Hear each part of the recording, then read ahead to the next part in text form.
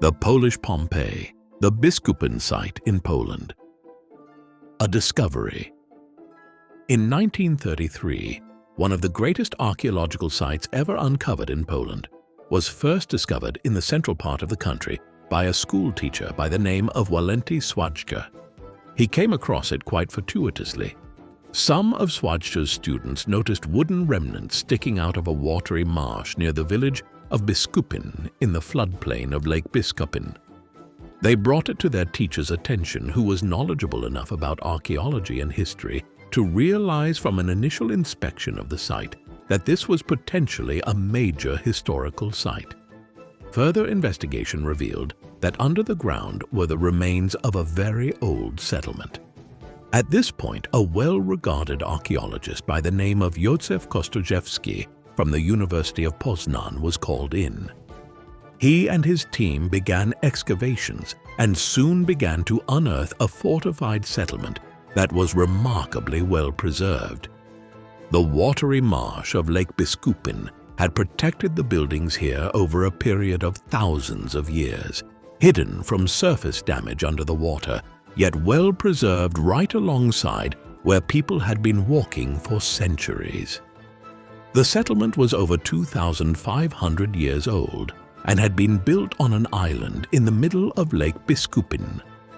Clearly, it had been an impressive settlement, replete with fortifications, streets, large houses, and other structures. Indeed, such was the scale and impressive nature of it that the Biskupin site in Poland has become known as the Pompeii of Poland, a reference to the great Roman town of Pompeii that was famously preserved under layers of volcanic ash in southern Italy after the eruption of Mount Vesuvius in 79 CE. Like Pompeii, which Italians only began to excavate in the 18th century, Biskupin had lain ignored for millennia. Following its rediscovery in 1933, it would soon be excavated and reconstructed, casting much light on how the Bronze Age people of Eastern Europe lived in the age of the Greeks and hundreds of years before the Roman Empire came to dominate the south and west of the continent. The Lusatian Urnfield culture. The Biskupin site was a center of the Lusatian Urnfield culture. This was a culture which dominated much of Central and Eastern Europe from the Late Bronze Age into the Iron Age, a period running roughly from 1300 BCE and 500 BCE.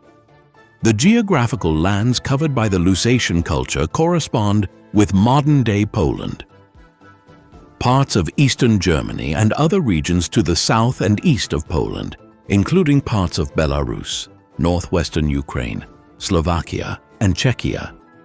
The word Lusatian comes from the name of this geopolitical region in ancient times. The culture is known as the Urnfield culture on account of their burial practices. The people here practiced cremation and then interred the remains of the deceased in urns. This was done in a highly ceremonial manner, which led to the decision to refer to the culture in light of its use of urns. The remains were placed in an urn and then surrounded by dozens of additional burial goods. Many of these were metallic goods like bronze and copper objects.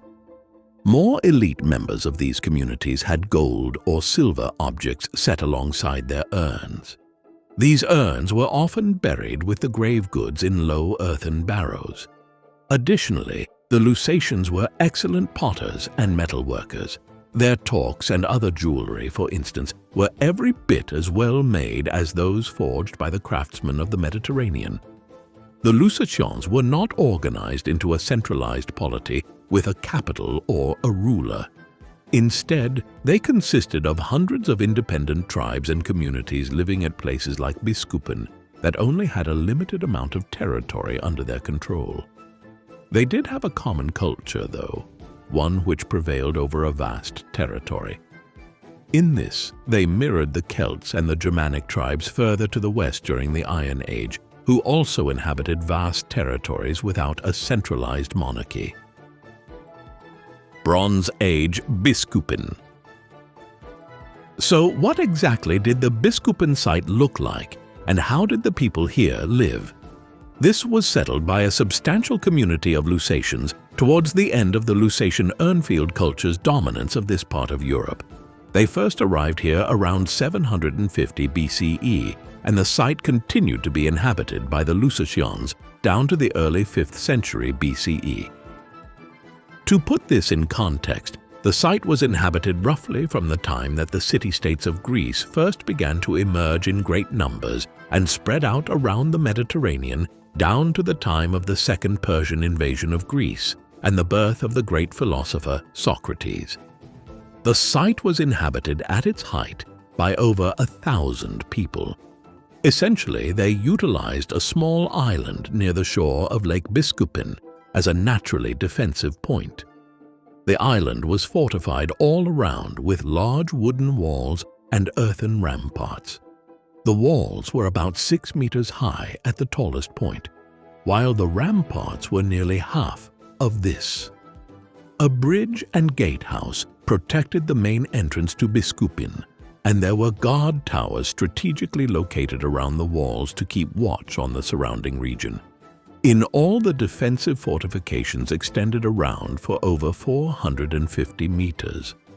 They also included a wooden breakwater in the midst of the lake to prevent against floodwaters or rising tides flooding the village.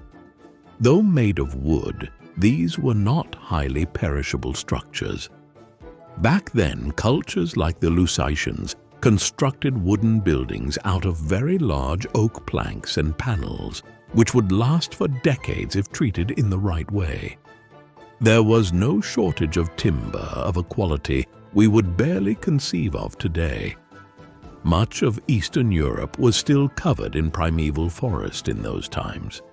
Within the town there were upwards of 100 large longhouses, not entirely unlike the longhouses we are more familiar with from Norse or Viking culture in Scandinavia 1,000 and more years later. These were each approximately 10 meters long and were solidly constructed of large oak slats. Each of these had 2 or more hearths, large fireplaces that would have been kept smoldering almost constantly to keep the homes warm year-round, especially in the cold Eastern European winters. Between the houses, archaeologists have discovered the remains of streets, and there was clearly some urban planning of a kind employed here. What is unusual from models of the original site which archaeologists have produced is that the houses were built extremely close together, and there was not an abundance of space inside the walls beyond the room allotted to housing. This means that the inhabitants must have kept their livestock outside for the most part and spent much of their time farming in the wider Biskupin region. The walled town and its defenses were employed as a space to retreat into with livestock in emergencies, but they did not have sufficient room to subsist within the walls of their small town year-round. The site today. When it was first discovered in the 1930s, Biskupin became a source of a considerable amount of controversy and propaganda. It was uncovered the same year that the Nazis came to power in neighboring Germany, a group that was set on re-establishing German control over lands in Prussia and Poland that had been lost at the end of the First World War, and also acquiring additional Lebensraum or living room in Eastern Europe. Part of their ideological argument was that these were lands that rightfully belonged to Nordic Aryans, such as the German people, and not to the Polish Slavs. The Polish government quickly used Biskupin as an example of the sophistication of Slavic culture in Poland long before any medieval German kingdoms emerged. This involved a completely fantastic view of Biskupin. The Slavs did not begin migrating into Eastern Europe for another 1,000 years, and more after the Biskupin site was first built. In no way was it a Slavic settlement. This politicization of Biskupin continued thereafter. Once they conquered and annexed Poland into the Third Reich in the late autumn of 1939, the Germans occupied the Biskupin site and renamed it as Urstadt, attempting to claim the site as being a Germanic one. Since the Second World War, a model of what the Biskupin site would have looked like nearly 3 millennia ago has been erected, replete with full sections of wall and longhouses. It is consequently one of the most substantial archaeological tourist attractions of Eastern Europe.